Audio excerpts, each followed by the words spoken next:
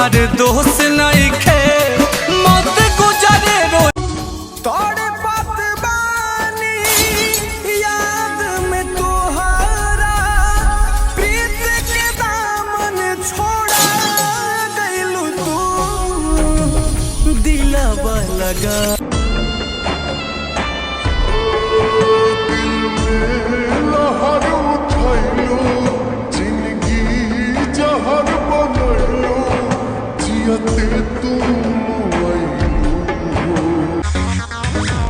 अतना ठताड़ू कवान के बोल पो काले टंगा जई बुझान राई फोन पो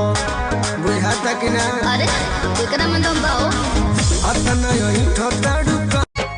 लाखों कसम वादा हमारा से करके कहूँ न कइलो तू पूरा सपना देखवलू तू जन्मो जन्म के पहले सुनसान जिंदगी लागे अब तो होश नहीं खे तकदीर के मारल बानी तुहार दोस्त नहीं खे